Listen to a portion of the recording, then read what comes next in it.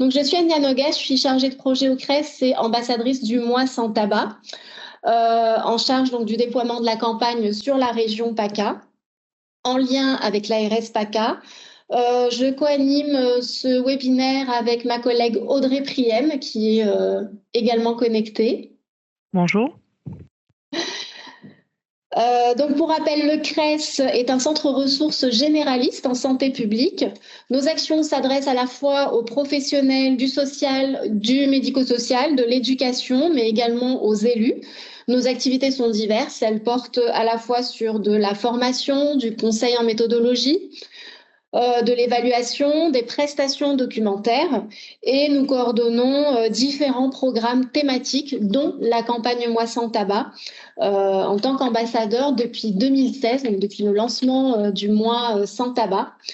Et notre mission est de pouvoir la relayer, donc relayer cette campagne d'ampleur nationale au niveau régional, de pouvoir mobiliser et accompagner les acteurs de terrain pour qu'ils puissent déployer des actions à destination du public auprès de qui ils travaillent.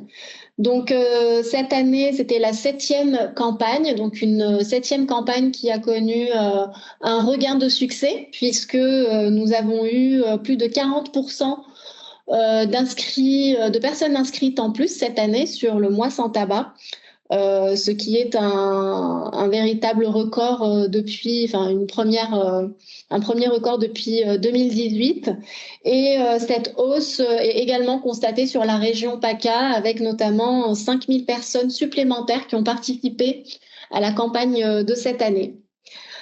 Ces webinaires ainsi que nos différentes réunions régionales sont préparés en partenariat avec Arca Sud pour ce qui concerne la bibliographie. Donc vous avez été nombreux aujourd'hui à vous inscrire donc, pour ce webinaire dont l'objectif est de pouvoir vous transmettre donc, des éléments de méthodologie pour construire vos actions, vos futures actions, en tout cas Moi sans tabac ou toute autre action de prévention que vous souhaiteriez mettre en place, d'avoir des exemples d'outils que vous pourriez réutiliser, que ce soit sur la thématique du tabac, mais vous verrez, certains pourraient être transposables aussi sur d'autres thématiques.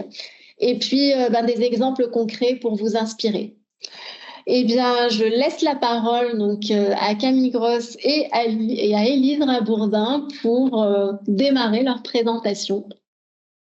Bonjour à tous et à toutes. On se présente avec ma collègue. Je suis Camille, chargée de projet au CODES 83. Et moi, du coup, Élise Rabourdin, chargée de projet également au CODES 83. Et du coup, on vous a préparé une petite présentation sur comment mettre en place une action de prévention dans le cadre du mois sans tabac. Donc, c'est parti. Donc, comme l'a déjà un peu, l'a déjà un peu expliqué Anya, on va faire toute une première partie un peu donc pour présenter rapidement le réseau CRES CODES.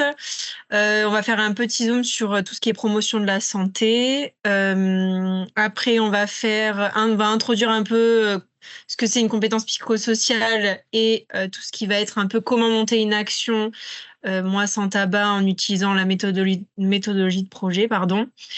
On va vous présenter donc quelques outils, comme l'a dit Anya, donc qui sont en lien qu'on peut utiliser sur le mois sans tabac, mais également transposables sur d'autres actions en dehors du tabac. Et aussi, on va vous parler à la fin d'une action de terrain qu'on a nous-mêmes mis en place au sein du CODES pendant le mois de novembre, du coup, de cette année 2022. Du coup, pour vous présenter un petit peu le réseau CRES CODES, du coup, Anya a un peu parlé de ce qu'était le CRES PACA. Je pense que la plupart d'entre vous le connaissent, pardon. Le CRES, c'est le comité qui est régional, et en fait, les CODES, donc c'est des associations qui sont loi 1901, qui sont dans chaque département en PACA. Dans d'autres régions, c'est plus, ça s'appelle des IREPS, mais nous, on est une des seules régions, il me semble, où on est resté CRES et CODES. Du coup, pour vous présenter un peu les différentes missions des CODES. Donc, on a 4 grands axes. Donc, on a tout un rôle, un premier rôle sur agir auprès des publics. Donc, ça va être un peu toutes les actions de terrain qu'on met en place au sein du CODES, donc de la petite enfance jusqu'à la personne âgée. Autant aussi, on intervient en centre pénitentiaire, on intervient dans tout ce qui est hors scolaire aussi, beaucoup. On a tout un pôle de formation où donc on propose différentes formations sur plusieurs thématiques de santé à destination des professionnels qui sont soit avec coût pédagogique, soit sans coût pédagogique. Un troisième grand axe où c'est être acteur des politiques de santé, donc ça va être tout ce qui est les contrats locaux de santé, les accompagnements méthodologiques aussi auprès des professionnels. Aussi, on fait beaucoup tout ce qui est relais des campagnes, donc notamment, comme le disait Agnès, sur le mois sans tabac, mais aussi sur tout ce qui est la semaine européenne de la vaccination, Mars bleu, Octobre rose.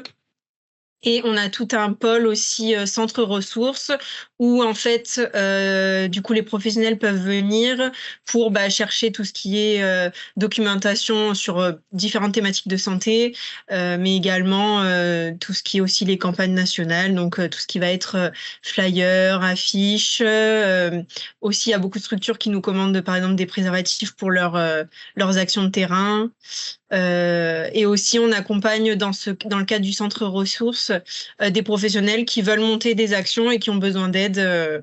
Donc, ils peuvent nous solliciter pour qu'on leur présente des outils aussi pédagogiques à utiliser pour leurs actions. Du coup, donc là, je vous fais rapidement un petit zoom sur les valeurs associatives qui sont en lien avec la promotion de la santé. Du coup, une vision globale de la santé qui prend en compte l'ensemble des déterminants de santé des populations, le respect des équilibres individuels et sociaux pour une vision pérenne de changement, la mise en place d'une action, la mise en place d'une approche participative où en fait on part souvent des besoins de la population pour adapter en fait nos actions de terrain. Le respect de la démocratie et l'expression de la volonté des populations sur les problèmes de santé qu'ils peuvent rencontrer. Et tout ce qui va être aussi les approches qui visent à être un investissement pour l'ensemble de la population et donc de lutter contre les inégalités de santé. Petit rappel sur la promotion de la santé, on vous a remis la définition de l'OMS. Donc, pour définir la promotion de la santé, c'est vraiment agir auprès des personnes afin qu'ils aient une maîtrise sur leur propre santé. Mais c'est la santé aussi bien sociale que environnementale, que psychologique, que physique. Et cette promotion de la santé donc passe notamment par la prévention, et ne s'intéresse pas seulement qu'au traitement et à la guérison des personnes, s'il s'agit de pathologie. Donc l'objectif, c'est de passer par l'éducation par la santé, donc ce qui comprend plusieurs moyens pédagogiques afin de faciliter ces populations à l'accès de la connaissance pour justement qu'ils soient acteurs de leur propre santé et puissent acquérir des savoir-faire et permettant de la conserver, voire de la développer. Donc l'éducation à la santé, c'est vraiment tendre vers l'autonomie, le bien-être et la responsabilité individuelle et collective des populations. Tout ça dans une démarche participative des personnes. Donc la transmission d'informations dans cette perspective-là, elle n'est pas suffisante, bien qu'elle soit nécessaire. Donc il faut vraiment qu'on appuie, qu'on s'engage sur un changement de comportement durable et aussi que les personnes conscientisent la notion de risque dans certains comportements qu'ils peuvent avoir. Et c'est pour cela que on passe du coup on aborde les notions de compétences psychosociales dans les actions qu'on va développer juste après dans les prochaines diapositives.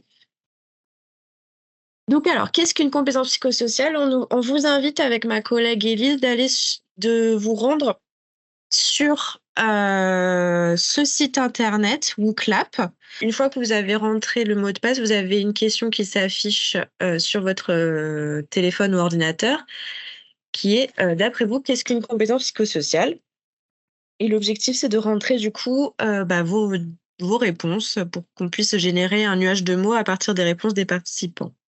Alors, si tout le monde a pu répondre à cette question, je vais voir un peu les mots qui en ressortent le plus. Donc, à savoir qu'en fait, plus le mot a été écrit par les participants, plus il est gros. Donc, dans ce nuage de mots, on voit que dans un premier temps, le premier mot qui ressort en premier, c'est l'empathie. Effectivement, ça fait partie des compétences psychosociales abordées et à développer chez les personnes. Donc, c'est tout à fait ça. Sur les autres mots qui arrivent après empathie, on a capacité, écoute, savoir et être. Alors, le générateur est pas hyper optimal parce qu'en fait, les mots composés, il a tendance à les découper. Donc, peut-être que être allait avec peut-être bien-être, je ne sais pas, ou savoir-être aussi. Donc, je pense que les deux vont ensemble. Mais effectivement, on est bien, on revient sur ces notions de savoir-être et de bien-être qu'on aborde déjà dans la définition de la promotion de la santé. Donc, tout à fait. On a aussi la capacité d'écoute qui font partie des compétences, qui fait partie de la compétence psychosociale. Voilà. Après, dans les petits mots qui gravitent autour, on a le mot émotionnel qui me parle, puisqu'effectivement, on verra qu'après, les compétences sont reclassées de différentes façons, dont les compétences émotionnelles. On a aussi, pas très loin, donc social. Les compétences sociales, c'est aussi une sous-partie de la compétence psychosociale. Forcément, dans le mot psychosocial, il y a la notion de social. Et il est où? Je l'ai vu, mais là, cognitif. Donc effectivement, il y a cette notion qui est en lien avec les compétences cognitives qu'on va aussi développer tout à l'heure dans les diapos suivantes. Et après, je vois qu'on a d'autres mots comme améliorer les relations, la connaissance de soi, la notion d'affronter les difficultés, les problématiques de la vie dans le quotidien. Effectivement, on retrouve un peu les notions clés de la définition de ce que c'est une compétence psychosociale. Jugement, non-jugement, l'individu, l'outil. OK, accueil de l'autre, une capacité. Très bien. Alors, je reviens sur mon petit diaporama. Hop, hop, partir de... Hop. Donc, effectivement, on vous a remis du coup, qu'est-ce que c'est une compétence concrètement? Pour revenir donc sur cette notion de compétence psychosociale, tout à l'heure, quand je l'ai abordée dans la définition de l'éducation pour la santé, elle est importante, cette compétence psychosociale, puisqu'elle permet l'acquisition, le renforcement et le développement des savoirs et savoir-faire des personnes, mais aussi contribue à l'apprentissage des savoir-être, donc les compétences personnelles, le respect de soi et des autres, et aussi, du coup, développer la résistance à l'emprise de l'environnement comme les pairs, les médias, et aussi identifier les soutiens et les ressources des personnes pour justement, toujours dans cette notion d'être acteur de sa santé. Donc je vous ai remis la définition d'une compétence. Qu'est-ce que c'est? Donc c'est la connaissance mobilisable tirée d'une expérience pour exécuter une activité, une tâche ou résoudre un problème. Je vous ai mis la définition de ce que c'est un champ psychosocial. Donc, c'est le carrefour entre la psychologie et la sociologie qui, en fait, définit l'interaction entre les individus et leur environnement social, donc famille, pairs, les médias, les groupes culturels et sociaux, et aussi l'environnement écologique, le lieu de vie, les conditions de vie. et aussi, du coup, les comportements des individus sous l'influence de facteurs psychologiques, mais aussi de facteurs sociaux qui ont en lien plus spécifiquement à leur culture et leur appartenance sociale. Et je vous ai remis, du coup, la définition de l'OMS, qu'est-ce que c'est une compétence psychosociale? C'est la capacité de la personne à répondre avec efficacité aux exigences, aux épreuves de la vie quotidienne. Donc, c'est ce qu'on a retrouvé dans notre nuage de mots, du coup, d'affronter les difficultés, quotidiennes des personnes, enfin que les personnes puissent les affronter, plus facilement. Donc c'est là l'enjeu des compétences psychosociales chez les individus. Je vous ai remis, l'ancienne classification, des compétences psychosociales, qui date de 93. Donc avant, on les classait par binôme de compétences. Donc on essayait de les associer l'une avec l'autre, en fonction de leur objectif. Par exemple, ça peut être savoir résoudre des problèmes et à et savoir prendre des décisions, avoir une pensée créative, avoir une pensée critique. Donc on essayait de les coupler en fonction des similitudes qu'elles pouvaient rencontrer. Heu, Par exemple, savoir réguler ses émotions, c'est peut-être c'était une compétence plus propre à la personne, savoir gérer son stress. Il y avait plutôt aussi une notion de savoir gérer son stress avec un groupe d'individus. Donc on essayait de les mettre en binôme sur une compétence propre à soi, mais aussi une compétence, en société avec un groupe de personnes.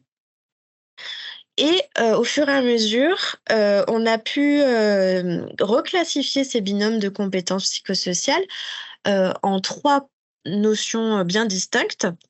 Donc les compétences sociales, les compétences cognitives et les compétences émotionnelles. Et dans ces compétences-là, on a pu bien, redéfinir et bien les reclasser.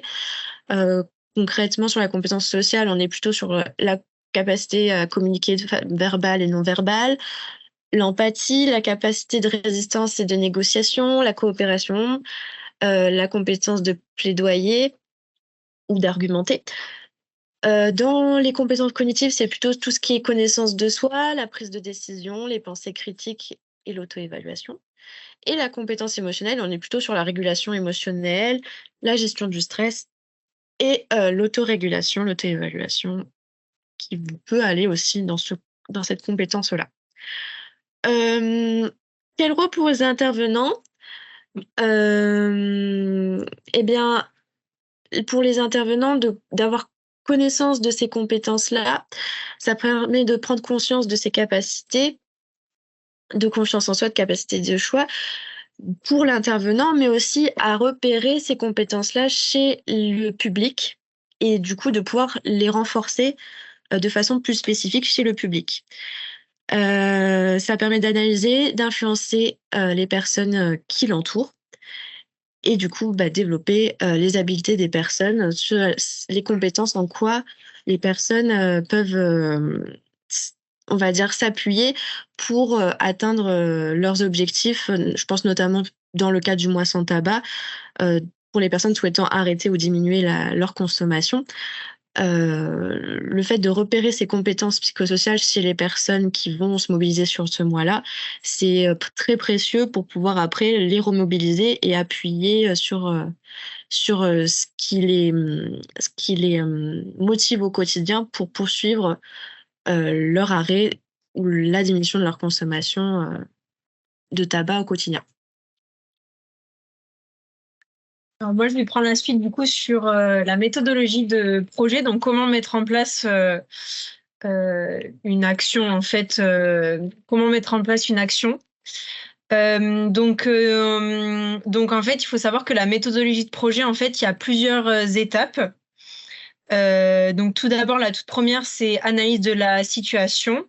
Après, quand on a un peu analysé la situation, on va voir en fait qu'est-ce qu'on a envie de prioriser pour la mise en place de nos actions. De ce fait, on va définir des objectifs, faire des stratégies de mise en place, organiser l'action, et après, on va mettre en place l'action, et à la fin, du coup, on va faire une évaluation de processus ou de résultats, tout dépend de l'action mise en place. Donc, tout d'abord, la première étape, donc, ça serait tout ce qui est analyse de la situation. Donc, il faut savoir qu'avant de monter une action, il faut se demander, il faut en fait voir les demandes et les besoins. Donc, il faut analyser les demandes des professionnels de notre secteur ou alors du public qu'on a envie de toucher. Les besoins, donc tout ce qui va être besoin de santé, que ce soit en termes physiques, sociaux, de santé mentale, et les facteurs aussi qui va influencer ces besoins, donc tous les déterminants de santé qui gravitent autour. Donc, on partirait en fait d'un constat en fait qu'on a, comment dire, un constat qu'on a vu, ou alors un constat qu'on a vu, et de ce constat, on va mettre en place des objectifs. Et parfois aussi, il y a des appels à projets qui sortent. Par exemple, pour le mois sans tabac, il y a 2 appels à projets. Il y a celui de la CPAM et celui de Santé publique France, où en fait, du coup, on peut demander du coup un soutien financier auprès des, enfin, par exemple, soit de Santé publique France, soit des ARS, pour pouvoir mettre en place des projets. Du coup, suite au constat qu'on va avoir repéré pour la mise en place de nos actions, on va mettre en place des objectifs. Donc, il y a différents types d'objectifs, les objectifs généraux, les objectifs spécifiques et les objectifs opérationnels. Donc, les objectifs généraux, ça va être tout ce qui va... donc, ça va être un objectif qui va être général, donc qui va donner le sens à notre action et donc qui va permettre en fait de définir le but et le public qu'on a envie de toucher. Les objectifs spécifiques, ça va être tout ce qu'on va vouloir mettre en place via notre objectif général. Après, je vous montrerai un exemple pour que ça soit plus simple de compréhension. Et les objectifs opérationnels, c'est en fait, toutes les actions qu'on va mettre en place pour notre projet. Si je vous montre un exemple, donc là, nous, on s'était référé à un accompagnement qu'on a fait cette année auprès des étudiants de l'IFPVPS à la Garde, où en fait, donc, ils voulaient monter une action pendant le mois sans tabac. Donc, leur objectif général, c'était accompagner au sevrage tabagique les étudiants du campus université de Toulon-la-Garde. Donc, ça, c'était leur objectif général. Leur objectif spécifique, c'était informer les étudiants sur les dispositifs d'aide à l'arrêt. Et du coup, les actions qu'ils ont mis en place, c'est qu'ils ont animé 5 stands pour informer les jeunes sur les méfaits du tabac et distribuer des kits. Et ils ont mis une deuxième action où c'était proposer des consultations gratuites avec un tabacologue au sein du service de santé universitaire. Donc, il faut savoir qu'on peut mettre du coup en place plusieurs objectifs spécifiques et de ces objectifs spécifiques peuvent en découler plusieurs objectifs opérationnels. Ça dépend de l'ampleur du projet et de l'action.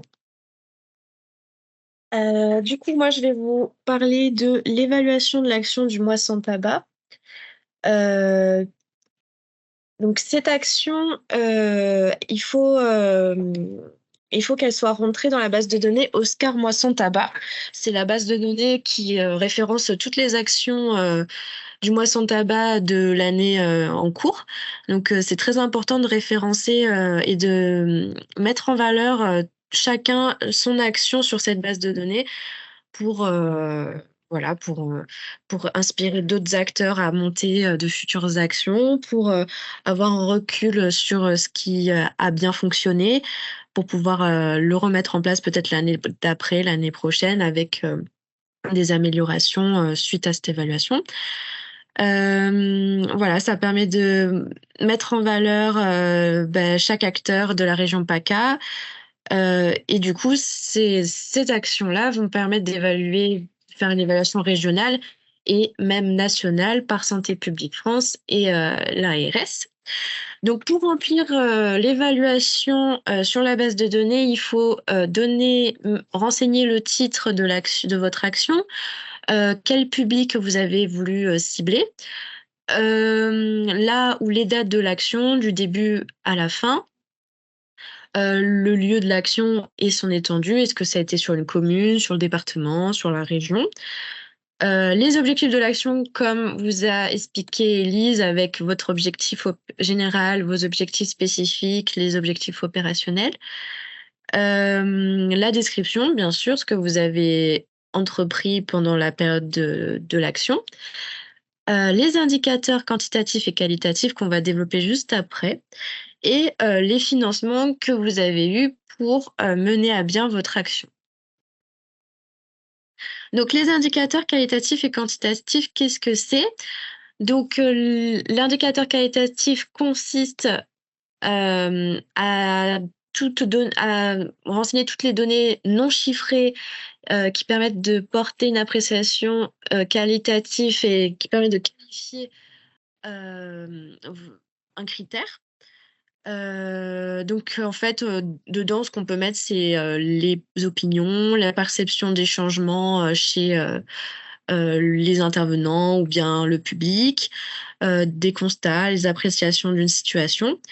Exemple, en indicateur qualitatif, on a souvent les questionnaires de satisfaction des participants. Ce sont des bons indicateurs qui permettent de relever la satisfaction du public, voir les améliorations envisageables pour l'action, cerner les demandes aussi et les besoins du public de façon plus précise pour amener une amélioration qualitative à l'action l'année prochaine, l'année d'après.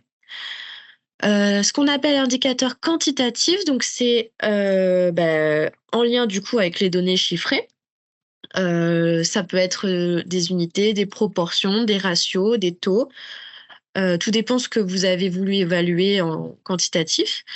Et du coup, elles permettent de récolter des données sous forme de nombres. Donc, par exemple, c'est renseigner le nombre de séances mises en place, combien de participants a participé à ces séances, combien est-ce que vous en aviez prévu initialement et en réalité, qu'est-ce que vous avez en quantité, qu'est-ce que vous avez pu réaliser à la fin de votre action, ce qui était envisageable et ce que vous avez réalisé. Du coup, on va vous présenter quelques outils d'éducation pour la santé en lien avec la thématique du tabac. Avant ça, on vous remet, on vous demande de revenir sur le petit site internet qu'on a mis dans la boîte de dialogue ou CLAP. Cette fois-ci, la question est la suivante, c'est quels outils de prévention sur le tabac connaissez-vous? Dans ce qu'on peut voir, on va reprendre les réponses une par une. Il y a beaucoup, le kit Moi sans tabac, et vous avez tout à fait raison. On va le présenter, ma collègue Elise va le présenter juste après pour ceux qui ne voient pas ce que c'est. Le questionnaire, alors excusez-moi pour la prononciation, Fagerstrom, si je ne me trompe pas. Tout à fait, aussi un questionnaire pour évaluer la dépendance à la nicotine et au tabac des personnes consommatrices. L'algorithme, je vois pas très bien ce que c'est, je ne connais pas. Si c'est un outil en particulier ou si la personne veut nous mettre un petit mot dans le dialogue, la boîte de dialogue, ça peut nous éclairer. Carte postale, brochure, dépliant, information, documentation, tout à fait. J'ai vu affichage aussi. On a aussi tout ce qui est les substituts nicotiniques comme les gommes à mâcher, la vape, les patchs.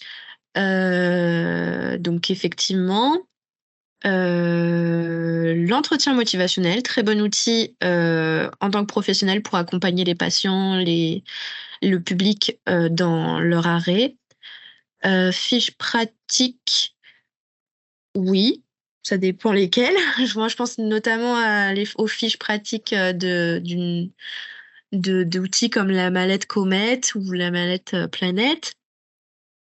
Personnel soignant, alors pour moi, ce sont pas des outils, ce sont des personnes. Donc pour moi, quand j'entends des outils, c'était vraiment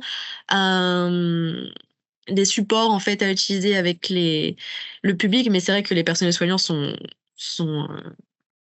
des piliers de la prévention du tabac, bien sûr. Psychologue également.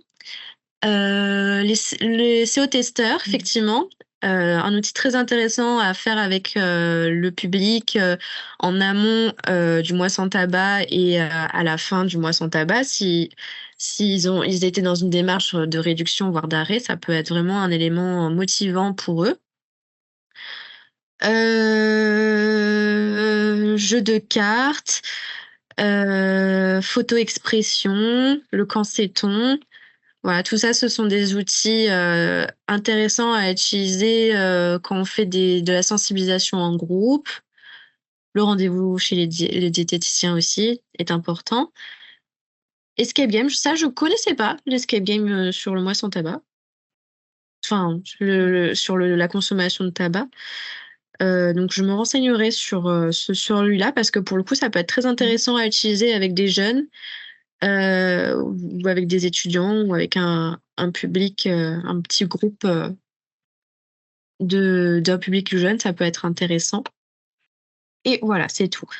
Donc globalement, vous avez pas mal cité d'outils qu'on retrouve. Ah oui, il y en a 2 autres, photo langage, photo expression, on l'a déjà dit. Arrêter de fumer pour comprendre, en livret, oui, tout à fait. OK. Alors je reviens sur mon diaporama que je vous affiche. Avant de parler d'outils, c'est important de bien choisir ces outils quand on veut faire une action de promotion de la santé, de prévention tabac. Il faut avoir en tête différents critères comme par exemple, votre objectif, quel est votre objectif au travers de l'outil que vous souhaitez atteindre. Le public, si on est sur un public plutôt jeune ou un public adulte ou un public avec peut-être un handicap, avec des personnes porteuses de handicap. Quelles ressources avez-vous besoin? Est-ce que vous avez besoin de matériel, du temps, d'un budget pour pouvoir utiliser cet outil? Après, un outil peut être détourné de son utilisation de base. Tout dépend encore une fois de ce que vous avez envie d'atteindre comme objectif avec cet outil-là et avec votre public. Plusieurs outils peuvent être utilisés pour une même action. Et aussi, tout dépend de la technique d'animation que vous mettez, que vous allez utiliser pour animer votre outil aussi. Donc, c'est important d'avoir ces différents critères-là en tête, que vous soyez à l'aise lors de vos animations auprès de vos publics. Il faut que ce soit un outil qui vous parle et qui permette vraiment l'échange avec votre public au moment où vous allez mener votre action et que voilà, qu'il y ait peut-être un aspect ludique pour les plus jeunes ou bien peut-être un aspect plutôt à transmettre des notions, des informations si c'est un public plutôt adulte. Voilà, tout dépend ce que vous avez envie d'en faire. Donc avant de choisir son outil, les critères qualité à ne pas oublier. Donc l'aspect physique engageant, qu'il faut que l'outil donne envie aux personnes, qu'on identifie facilement l'auteur, l'éditeur, les origines de l'outil, les informations de base. Et la qualité de son contenu aussi est importante. Donc les sources utilisées sont précisées. Que ce soit des outils qui vont pas promouvoir une marque et qui respectent l'éthique de l'éducation pour la santé. Et le fait que l'outil soit en adéquation avec vos objectifs annoncés et en adéquation avec le public choisi. Et aussi qu'il y ait forcément que le guide d'utilisation vous soit clair et compréhensible et que voilà, l'outil en question vous parle et que vous ne soyez pas en difficulté si l'outil ne correspond pas à votre façon de transmettre les informations ou d'animer une action. Voilà, il faut vraiment que l'intervenant soit convaincu de l'utilisation de cet outil-là pour qu'il y ait un maximum de sens dans votre action au moment où vous serez avec votre public. Effectivement, il faut aussi prendre en compte la qualité pédagogique de votre outil. Et du coup, adapter le niveau de difficulté en fonction du public, le langage aussi, si vous avez des personnes qui ont des difficultés à lire ou à écrire. Donc, on va peut-être éviter plutôt les outils qui nécessitent la compétence d'écriture et de lecture, et plutôt peut-être aller sur des outils qui vont utiliser plutôt des images pour ces publics-là. Un outil qui permet aussi de faciliter la participation et l'implication et l'interaction entre les personnes. Si vous souhaitez que les personnes expriment leurs ressentis, leurs témoignages sur leur motivation pour arrêter ou réduire leur consommation de tabac, leurs leviers, leurs difficultés au quotidien. Ça peut être vraiment un temps, par exemple, avec votre public où il y a un échange entre les participants et qui est un peu quelque chose qui va fédérer votre groupe, puisqu'il y aura des motivations peut-être communes entre eux, ou bien justement des freins, des difficultés entre eux, ou au contraire, une personne qui a eu des difficultés sur ça et qui a trouvé une solution et qui peut peut-être du coup aider les personnes qui ont cette même difficulté-là. Ça peut être aussi très intéressant à exploiter dans une action comme ça avec ce type d'outil. Les conditions d'utilisation, que votre outil puisse être clair, que son utilisation soit claire pour vos participants et facile à mettre en œuvre. Voilà. Et précise, et forcément l'animateur ou l'animatrice doit connaître du coup la thématique, doit maîtriser sa thématique pour utiliser ce type d'outil-là. Encore une fois, il faut qu'il soit à l'aise pour pouvoir justement gérer le débat qu'il peut y avoir entre les personnes, tout en apportant des connaissances au questionnement des personnes ou justement gérer les débats entre les personnes pour qu'elles puissent en ressortir avec quelque chose, des connaissances qu'elles n'avaient pas au début de la séance et qu'elles puissent repartir avec quelque chose à appliquer dans le changement de leur comportement. Du coup, je laisse ma collègue Élise vous présenter les outils pédagogiques qu'on a choisis. Alors, du coup, moi, je vais vous présenter les outils pédagogiques. Donc, on a choisi de vous présenter le kit du mois sans tabac. Bon, on va pas vous présenter tout le kit, mais on a relevé quelques petites fiches qui étaient présentes dans le kit pour les personnes peut-être qui le connaissent pas bien ou qui l'ont peut-être pas feuilleté. Je vais vous parler d'un photon expression. Donc, comment ça s'utilise. Et après, ma collègue Camille vous parlera un peu de la mallette Comet et des fiches activités, certaines fiches qu'on a sélectionnées justement pour accompagner pour le sevrage ou la diminution de l'aide du tabac. Alors, donc, le kit Moi sans tabac. Donc, dans le kit Moi sans tabac, en fait, donc c'est sous forme d'une petite enveloppe où dedans, donc, il y a un petit livret de défis où en fait, ça commence 10 jours avant le 1er novembre. Et après, il y a du coup 30 jours où tous les jours, en fait, il y a des défis, des petits conseils, voilà, en lien du coup avec le tabac et l'arrêt au tabac. Après, dedans, il y a 2 flyers où il y en a un qui permet en fait de connaître tous les professionnels de santé qui peuvent aider à l'arrêt. Et aussi toutes les applications, par exemple, qui peuvent aider les personnes, pareil, donc à garder la motivation, à pas craquer, bénéficier de conseils. Et aussi là, vous pouvez voir sur l'image, il y a une petite roue. Donc, c'est la roue des économies, en fait, qui permet aux personnes de voir, par exemple, donc si elles ont arrêté de fumer, combien elles ont économisé sur le mois, enfin sur la semaine, sur le mois, etc. Donc là, du coup, avec Camille, on vous a sélectionné certaines petites fiches, voilà, pour un peu vous présenter le contenu du livret. Donc là, par exemple, donc ça, c'est le premier défi à J-10, donc 10 jours avant le 1er novembre, pour débuter donc le mois sans tabac. Donc là, ça permet un peu de recenser les motivations des personnes de pourquoi est-ce que elles veulent diminuer ou arrêter de fumer. Donc ça permet de les reclasser. Après, par exemple, J-9, donc là, par exemple, c'est un petit tableau où en fait, par cigarette fumée, on doit dire à quel moment, dans quelle situation je l'ai fumé, est-ce que comment était mon envie, si elle était forte, si pas trop, mais pas comme j'ai eu un moment de stress, du coup j'avais envie de la fumer, et comment je me sentais, mon émotion au moment de la fumer. Donc ça permet un peu de faire, de recenser en fait, et de se poser la question pourquoi est-ce que je fume cette cigarette, et aussi de mettre aussi un peu des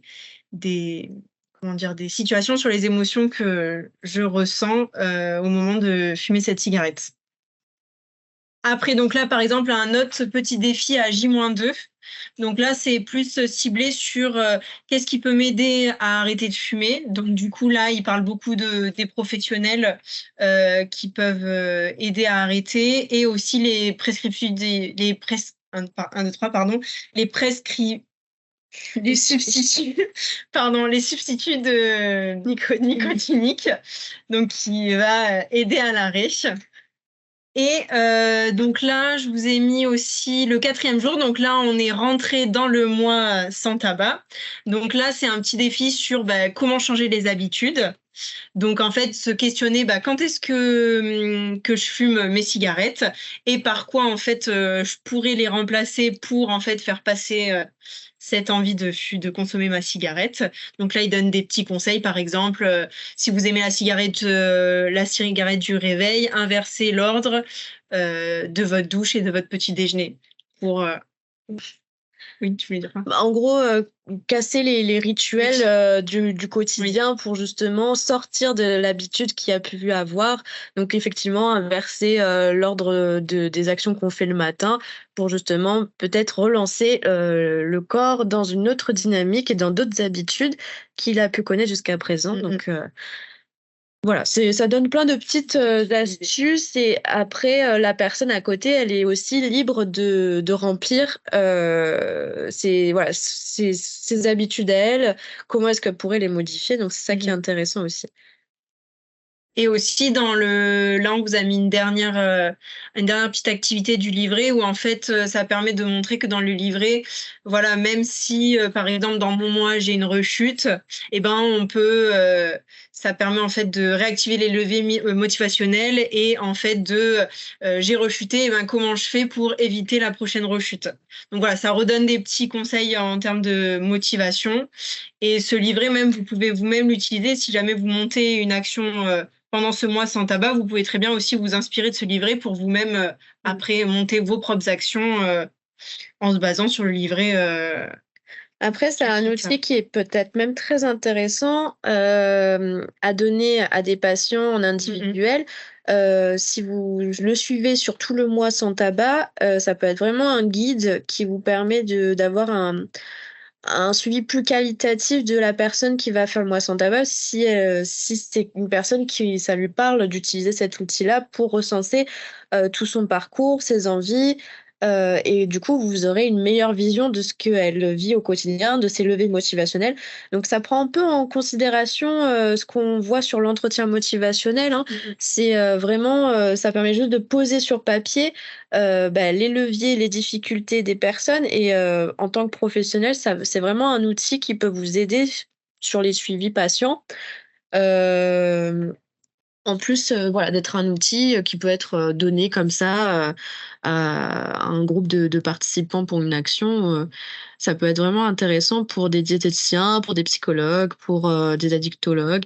Voilà, tous ces professionnels-là, c'est vraiment un outil de suivi intéressant. Oui. Et puis même dans le livret, il y a d'autres petites fiches qu'on vous a pas montrées, mais il y a des petits défis à mettre en place pendant le mois, voilà, qui permet que ça soit aussi quelque chose d'un peu ludique et pas trop descendant. Ouais. C'est pas juste un livret d'informations classique. Alors du coup, le photo-expression. Donc j'ai vu qu'il y avait certaines personnes tout à l'heure sur le WooClub qui en avaient parlé. Donc je pense que vous connaissez un petit peu. Donc en fait, le but du photo-expression, c'est de placer en fait plusieurs images qui représentent des choses de la vie de tous les jours, des moments de vie. Enfin voilà, il existe beaucoup de photo-expression sur différentes thématiques. Et en fait, donc le but, c'est de les mettre sur une table, et qu'après les personnes viennent et observent ces images et en fait, à vous de leur poser une question. Donc là, par exemple, nous, la question, c'est pour vous, fumer, c'est. Et en fait, les personnes donc, qui sont autour de la table, elles choisissent une ou deux images qui, en fait, va permettre de faire ressortir leur représentation à eux de c'est quoi pour eux fumer. Donc là, par exemple, c'était un petit exemple. Pareil, on vous avait mis d'autres photos qui existent, voilà, sur... Il existe plein de types de photo-expression. Il y en a aussi autour des œuvres d'art, autour... voilà, franchement, il en existe plein. Vous pouvez même aussi créer le vôtre pour vraiment être sûr qu'il y ait tous les aspects que vous avez envie de proposer à votre public sur le tabac. Et donc souvent, alors bon, pas obligatoirement, mais souvent, en tout cas, moi je sais que je l'utilise beaucoup en début de séance parce que, comme je le disais tout à l'heure, en fait, ça permet vraiment de voir en fait les représentations de chacun sur la thématique abordée. Donc du coup, ça permet aussi de parler plus facilement via en fait une image plutôt de poser une question et que du coup les personnes doivent répondre. Là, en fait, la personne en fait elle se base sur l'image et du coup elle peut s'exprimer, se justifier via l'image.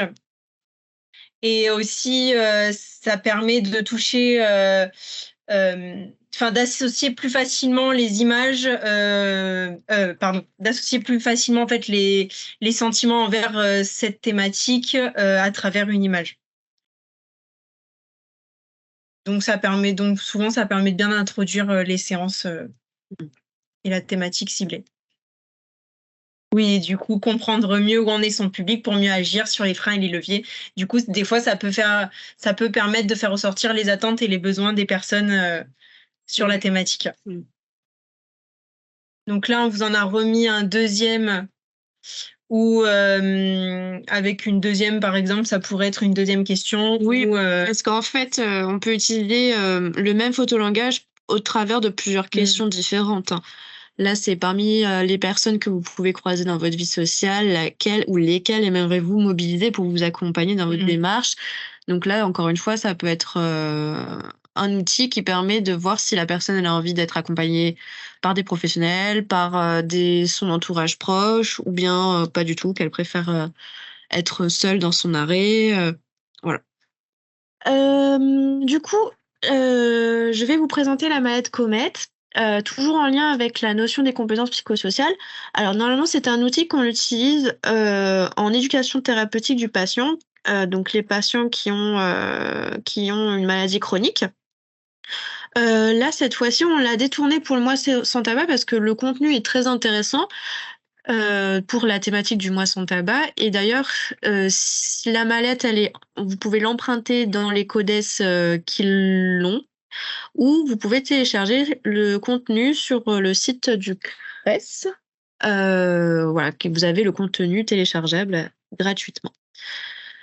Je vous ai sélectionné quelques petites fiches activités, notamment cette fiche numéro 4 qui est sur passé et avenir, où là, ça permet vraiment aux participants d'anticiper son arrêt. Donc, avec la frise chronologique, le passé, aujourd'hui, l'avenir. Vous pouvez du coup voir avec vos patients ou les personnes les éléments importants dans son histoire avant l'arrêt du tabac, voir un peu le contexte de vie, le cadre de vie. Aujourd'hui, vous pouvez lister tous les choix qui ont poussé la personne à arrêter, pour les raisons, les choix qui l'animent. Et l'avenir, justement, permet à la personne de se projeter dans une vie sans tabac une fois que le mois a passé. Qu'est-ce qui est envisageable sur le court terme, sur le long terme. Voilà, ça permet de lister, de prendre conscience de tous les éléments qui nous animent et de prendre conscience, encore une fois, des difficultés qu'il peut y avoir dans toute cette progression de l'arrêt ou de la diminution du tabac. Une deuxième fiche, là plutôt sur exprimer ses émotions. Donc cette fiche-là, ça permet en fait d'amener les participants à s'exprimer et à ressentir les émotions qu'elles ont pendant l'arrêt du tabac. Donc cette fiche-là, elle est intéressante à mener avec un groupe de personnes. Comme ça permet l'interaction entre les personnes et le partage d'expériences et d'émotions entre elles. C'est possible que les personnes soient des fois débordées par leurs émotions en lien avec le sevrage. Et là, tout le rôle de l'intervenant, c'est vraiment de mettre des mots sur ce qui se passe dans le groupe et de les aider à verbaliser ce qui se passe au niveau de leurs émotions et comment justement mieux les comprendre et comment aussi du coup mieux les gérer. Donc voilà, ces cartes-là, elles sont vraiment super intéressantes et très détaillées sur les différentes émotions qu'il peut y avoir autour de l'arrêt du tabac. Donc en fait, ça reprend, comme l'a présenté tout à l'heure Élise, dans le kit d'arrêt, les petits smileys qu'il y avait, c'est toujours, c'est en lien en fait avec cette notion de compétence psychosociale. C'est vraiment de prendre conscience des émotions qu'on ressent pendant l'arrêt et de pouvoir mieux les gérer du coup et mieux les appréhender si la personne elle est face à une émotion assez forte. La fiche 41, cette fois-ci, elle est sur l'entourage des personnes. Donc en fait, cette fiche-là, elle est intéressante parce que on peut l'animer de 2 façons différentes, avec les petites cartes qui sont ici, juste après. On peut soit l'animer, poser la question, comme en photo-expression tout à l'heure, c'est-à-dire comment est-ce que vous envisagez votre challenge Moi sans tabac, en solitaire, en équipe, avec des professionnels, avec votre entourage proche, avec des inconnus, voilà, comment est-ce que vous l'envisagez? Donc les cartes permettent vraiment de cibler les professionnels et l'entourage qui peut être mis à disposition. Ou sinon, vous pouvez vraiment vous appuyer sur des situations qui sont proposées dans la fiche. Par exemple, situation numéro 1 au travail, ou bien avec des amis.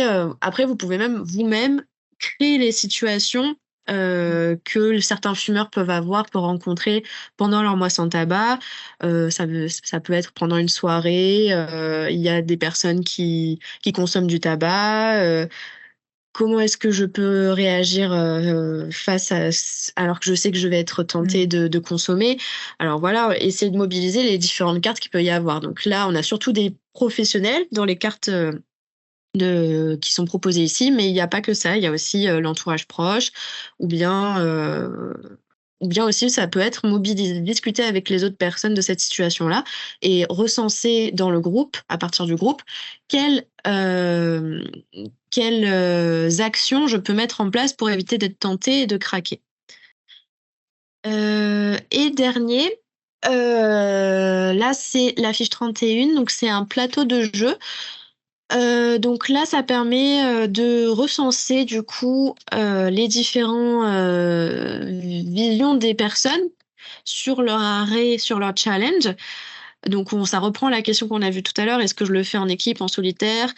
Et là, ça permet aussi de mettre le doigt plus sur les freins, les obstacles des personnes et aussi trouver des solutions à ces freins et à ces obstacles. Donc c'est un peu comme la fiche de tout à l'heure sur les mises en situation, sauf que celle-ci, ça permet de mobiliser les 3 notions en fait et de vraiment trouver une solution aux freins et aussi avec quelles ressources, quelle aide je peux utiliser pour surmonter cet obstacle.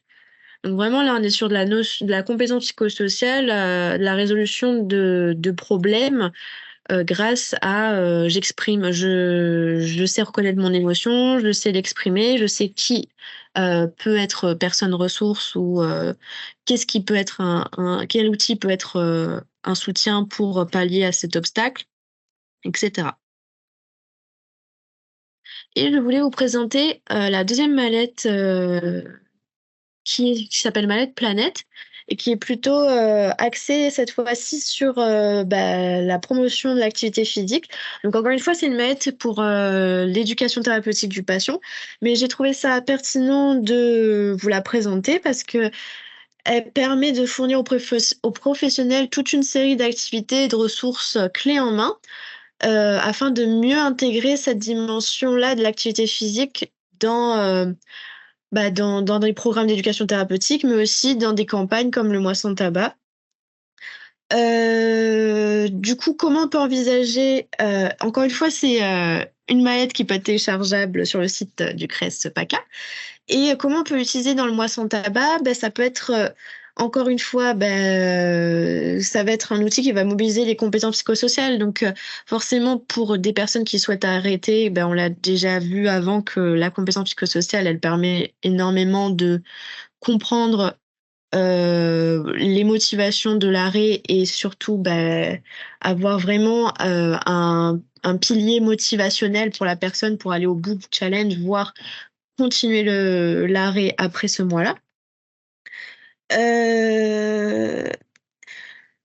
Elle recense beaucoup de cartes sur notamment donc les cartes motivation ou les cartes réalisme qui permet vraiment d'aller questionner les personnes sur la consommation du tabac et de trouver vraiment des solutions d'un point de vue de l'activité physique.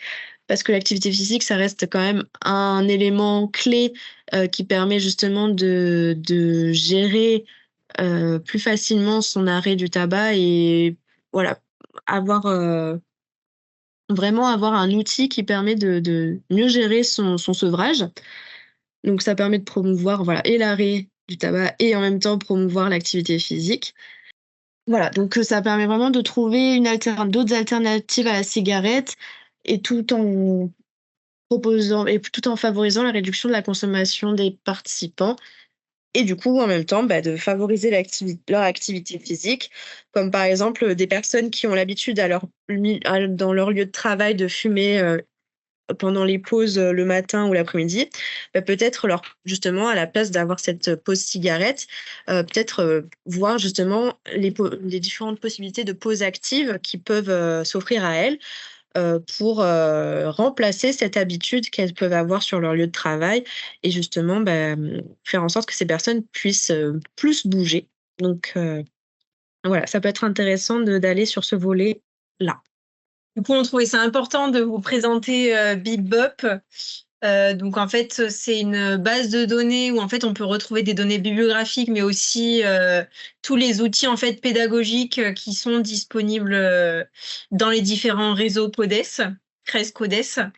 Du coup, donc c'est très simple d'utilisation en fait. Par exemple, pour la base d'outils pédagogiques en éducation et promotion à la santé, en fait, ça permet selon quel type d'outil, quelle thématique vous avez envie d'utiliser, en fait, quand vous y allez, il y a des filtres. Donc, quelle population vous voulez cibler, quelle tranche d'âge, quelle thématique, quel type d'outil. Donc, si c'est par exemple un escape game, si c'est un photolangage, si c'est plutôt une mallette. Donc, voilà. Et ça permet en fait de voir où est-ce que vous pouvez en fait les avoir en prêt dans les différents CODES, où est-ce que vous pouvez aller les chercher, etc.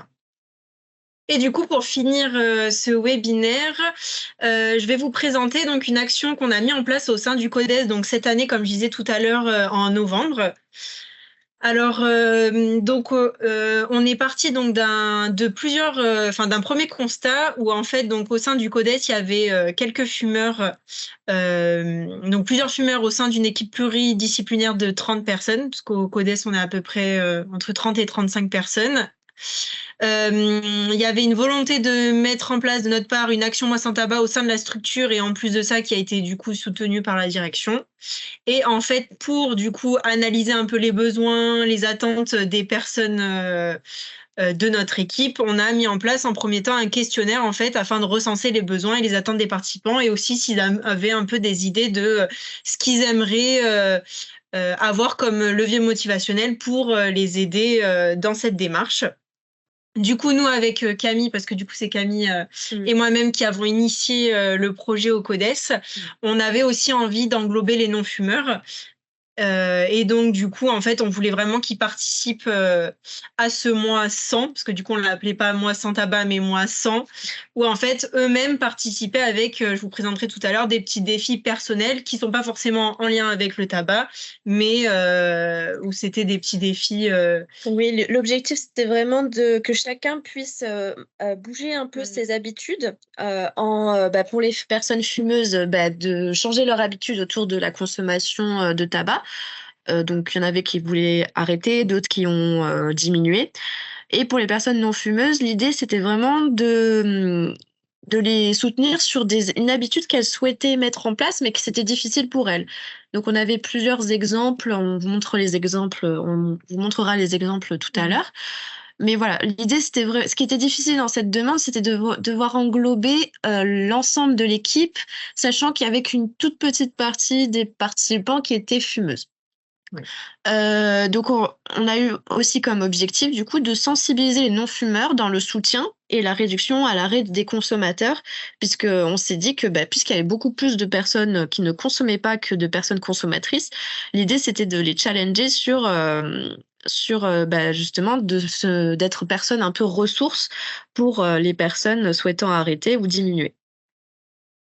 Du coup, ce qu'on a fait avec Camille, c'est qu'en fait, on a établi tout un planning sur le mois de novembre où, en fait, on s'était dit que chaque semaine, on allait mettre en place des petits défis où, en fait, les personnes, via des gommettes, en fait, s'ils réalisaient le défi, pouvaient placer une gommette sur le jour du défi. Et en fait, à la fin de ce mois, on comptabilisait les gommettes et du coup, il y avait un grand gagnant de ce mois de sans tabac. Et aussi, du coup, donc les petits défis hebdomadaires, donc c'était un peu pour encourager en fait les personnes à modifier leur habitude de vie et renforcer un peu leur comportement en santé et se questionner en fait aussi sur leur comportement. Donc par exemple, on a fait une journée où les personnes devaient faire au moins 10 000 pas dans la journée, une journée sans écran.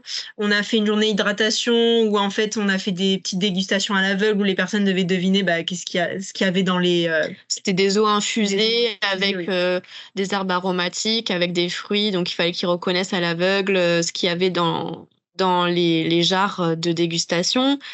Alimentation, c'était venir avec son Tupperware préparé maison. Et on a fait aussi en début du mois, alors c'était assez drôle parce qu'il y a eu une compétition qui s'est formée autour de ça.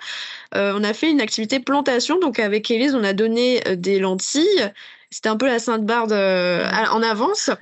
Et à la fin du mois, il fallait que, du coup, qui a la plus grande pousse. Donc, les personnes se sont prêtées au jeu pendant tout le mois de faire pousser ces lentilles-là. Donc, c'était en fait un petit fil rouge sur le mois pour que les personnes prennent soin, entre guillemets, de cette petite plante comme elles prendraient soin de leur santé, de leurs habitudes au quotidien. Donc, à la fin du mois, c'était assez drôle parce que du coup, tout le monde était là à essayer de faire en sorte que la tige soit la plus haute possible. Et on s'était un peu inspiré de... Oups.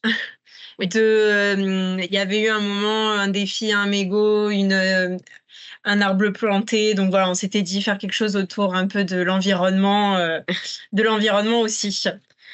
Et du coup, donc, en même temps que ces petits défis hebdomadaires, on a fait des activités de découverte où, en fait, là, on a vraiment ciblé un peu tout ce qui était bien-être un peu psychique et corporel aussi. Donc, on a fait des activités de découverte avec du yin yoga. On a fait une activité sophrologie parce qu'on a une sophrologue dans nos rangs, enfin, dans notre équipe. Et aussi, on a fait, c'est une autre de nos collègues qui a voulu se greffer justement parce que c'était en fait un outil pédagogique qu'elle a créé, qu'elle a créé elle en lien avec les addictions, où c'était en fait le but, c'était un peu un outil débat où en fait on devait au travers d'un jeu d'un jeu interactif, un peu comme un escape game, mais c'était plutôt les personnes devaient débattre au travers d'une histoire et continuer dans l'histoire. Enfin, il fallait en gros dans l'histoire, il fallait s'arrêter au bon moment avant que l'équipe perde parce que soit tout le monde perdait, soit tout le monde gagnait.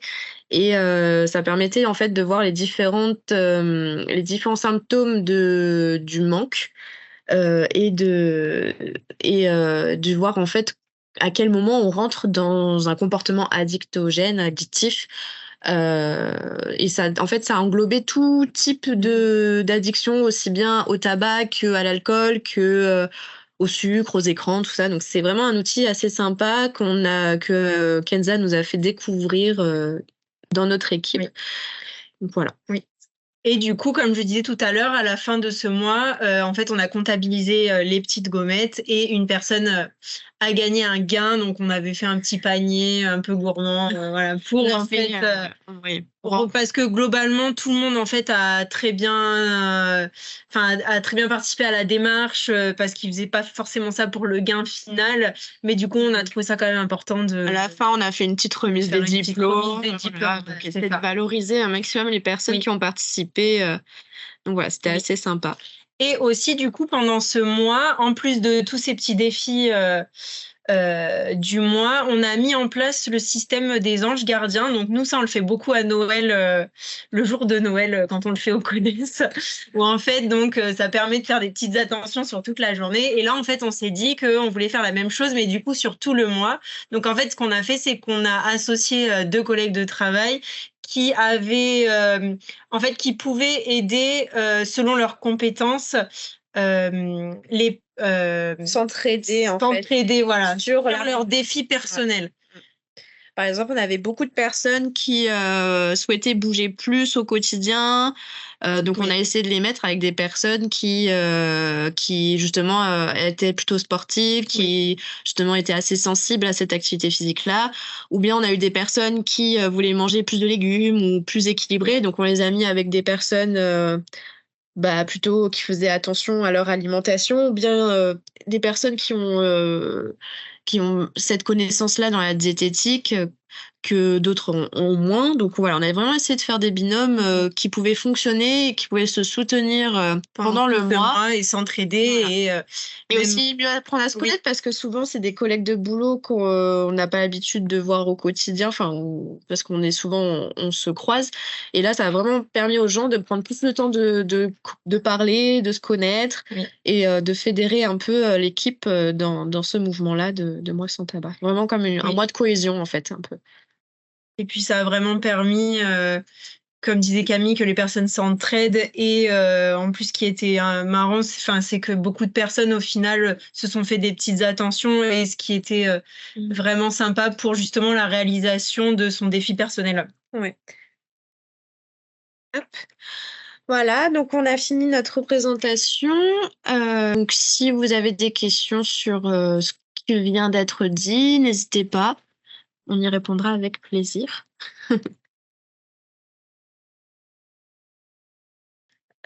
Considérer dans l'action, oui. Puisqu'à la fin, on a fait un questionnaire de satisfaction pour voir justement si les personnes... Oui, on ne l'a pas présenté, mais c'est vrai qu'on aurait pu mettre les résultats pour voir l'avis des personnes sur le mois qu'elles venaient de vivre. Et ouais, elles se sont bien senties considérées. Il y en a vraiment qui ont, dans les données qualitatives qu'on a recensées, il y en a vraiment qui ont dit qu'elles ont pu prendre un temps de recul sur leurs habitudes en fait au quotidien, au travail, et d'être plus attentif sur le changement de comportement qu'elles souhaitaient opérer, au même titre que quelqu'un qui a souhaité diminuer ou arrêter sa consommation de tabac. Donc ça, ils ont vraiment apprécié. Et puis le fait qu'il y ait eu ces fameux anges gardiens, je pense que ça a vraiment permis que les fumeurs et les non-fumeurs se sentent concernés par l'action aussi. Alors, pour répondre à votre question, donc déjà, c'est pas le même contexte. C'est-à-dire que vous intervenez dans le milieu scolaire, que nous, on a intervenu au sein de notre association.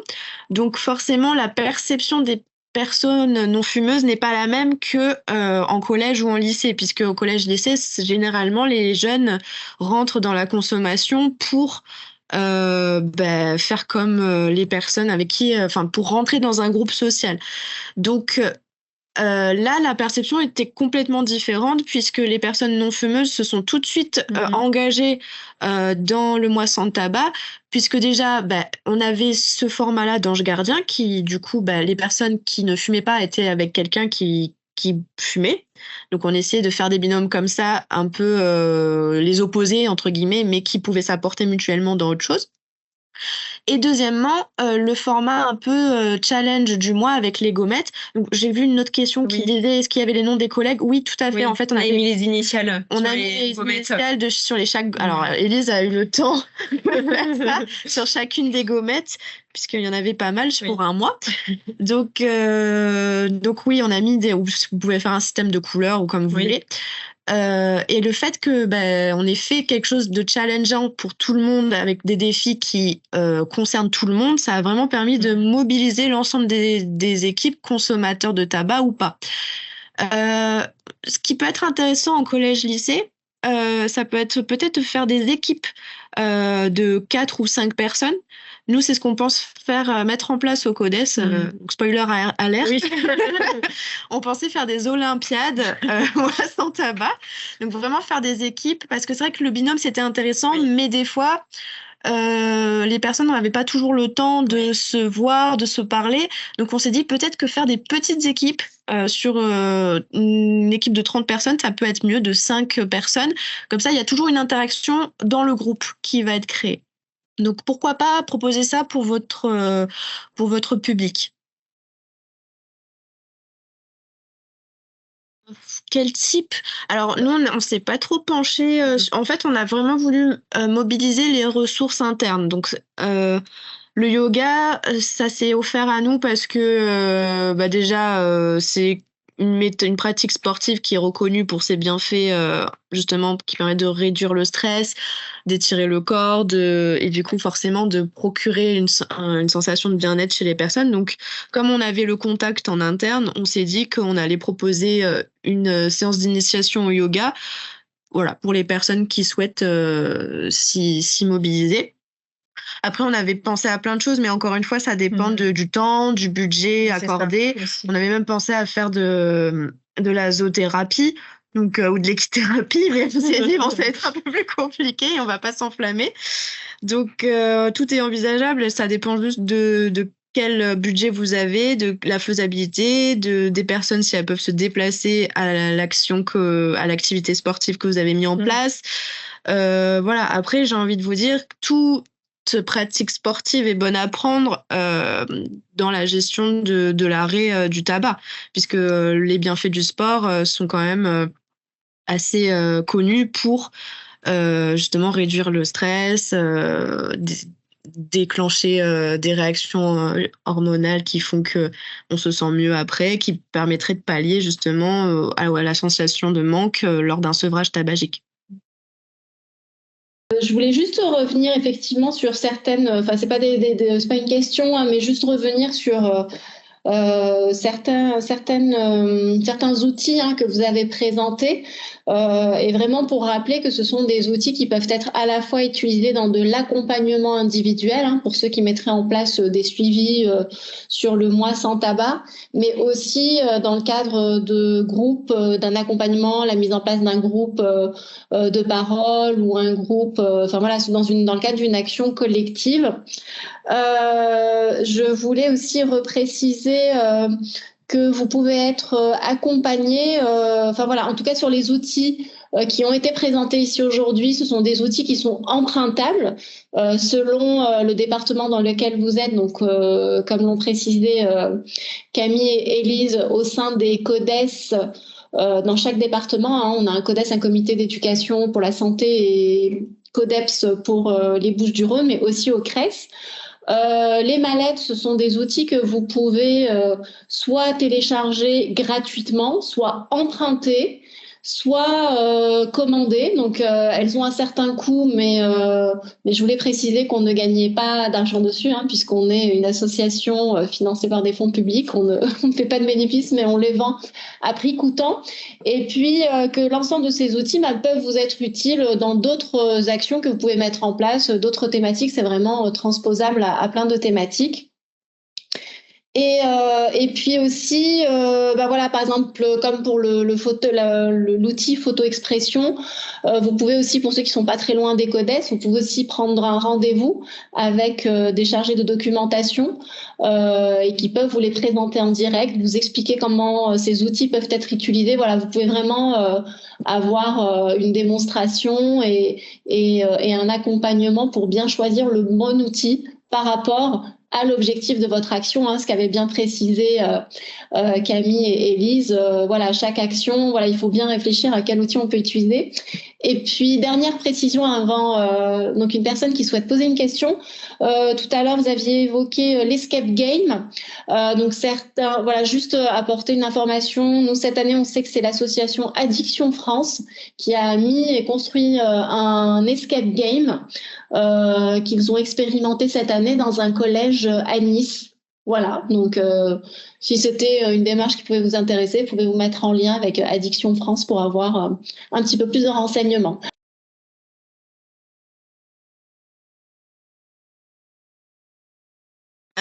Effectivement, le photo-expression, ça reste l'un des outils les plus intéressants à utiliser pour ce type de public-là, puisque les images parlent d'elles-mêmes. Après, c'est vrai que dans les mallettes Comet ou Planète, il y a des plateaux de jeu qui sont très explicites, des cartes avec des dessins qui permettent vraiment d'expliquer certaines émotions, et comme on a vu tout à l'heure avec la frise, ça peut être quelque chose que vous pouvez mettre en place, une frise sur la progression de l'arrêt de la personne avec des images à mettre en place, par exemple, sur la frise. Voilà, avec l'émotion qui est associée à l'image, à la difficulté. Comme les cartes tout à l'heure qu'on a vu des professionnels, peut-être voir avec eux quel type de professionnel peut être envisageable de rencontrer pour qu'ils puissent bénéficier de certaines aides en plus de ce qui existe déjà. Donc, ça peut être les mallettes, pour le coup, elles sont assez explicites dans leur contenu, du fait qu'il n'y ait pas forcément besoin d'avoir de savoir lire, de savoir écrire. Voilà, à travers les cartes, c'est un peu plus facile de faire passer certains messages. Et même les dessins sont très simplifiés, je trouve, dans la mallette assez compréhensible. Donc, pourquoi pas l'utiliser avec ces personnes-là. Après, vous avez aussi les affiches qui peuvent être assez parlantes sur, par exemple, je pense à la cigarette qui est décomposée, qui est complètement coupée en deux, avec les différents composants cancérigènes. Voilà, je pense que vous pouvez passer à travers d'illustrations comme celle-ci, des affiches, ou bien les mallettes qui sont assez parlantes. Après, de connaissances, des outils vraiment qui sont très dans le visuel explicite, j'en ai pas d'autres à vous proposer pour le moment.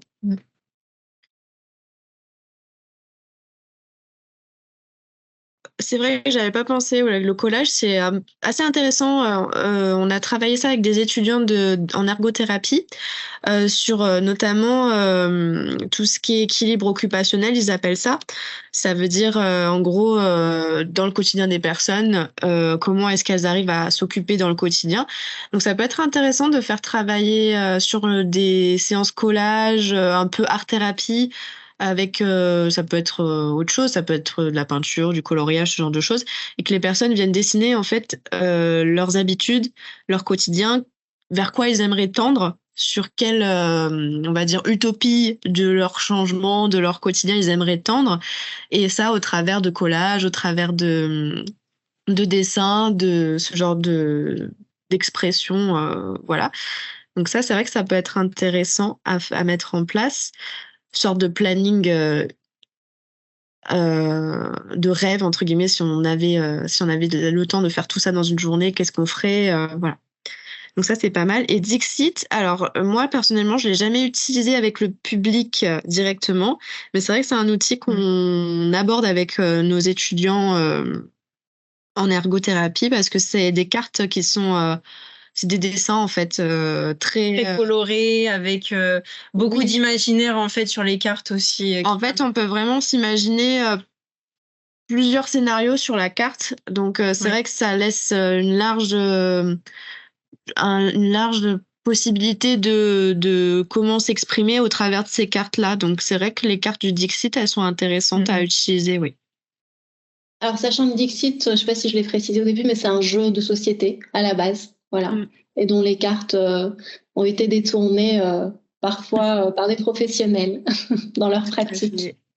N'hésitez pas à revenir vers le Codeps 13, par exemple, si finalement dans votre pratique vous avez des difficultés à pouvoir adapter un outil ou comment essayer de plus l'adapter au public avec lequel vous travaillez. N'hésitez pas à vous remettre en lien avec eux pour essayer de travailler avec eux justement votre projet, d'utiliser cet outil, comment l'adapter et qu'il soit beaucoup plus accessible avec le public avec qui vous travaillez. Vraiment, n'hésitez pas à reprendre contact avec eux pour un rendez-vous pour reprendre un petit peu ces outils.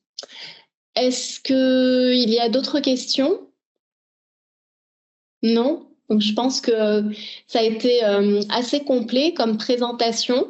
Je vous en remercie encore une fois, Camille et Elise. Donc, je vous remercie à tous pour votre participation aujourd'hui pour cet avant-dernier webinaire, puisqu'il nous en reste plus qu'un. Un dernier donc, qui aura lieu le 23 mai de 14h à 16h et qui portera sur la thématique des compétences tabac et compétences psychosociales. Donc aujourd'hui, ça a été un petit peu abordé de manière assez succincte, mais mais c'était important de les aborder quand même aujourd'hui pour vous montrer combien c'est important de s'appuyer sur ces compétences psychosociales pour pouvoir justement favoriser l'implication des personnes et la réussite dans leurs projets. Mais on aura une présentation beaucoup plus détaillée sur toutes ces compétences psychosociales et puis les différents programmes qui peuvent exister de compétences psychosociales et aussi un petit peu des programmes qui sont mis en place dans le cadre de certaines addictions notamment et voir l'importance quel impact peuvent avoir ces programmes de compétences basés sur les compétences psychosociales sur justement la réduction des addictions, dont le tabac, mais également plein d'autres addictions. Donc voilà, l'importance de ces compétences psychosociales. Et il sera animé par Madame Lambois, qui est conseillère scientifique à la direction de la prévention et promotion de la santé de Santé publique France. Merci à tous, merci Camille, merci Elise, et à bientôt.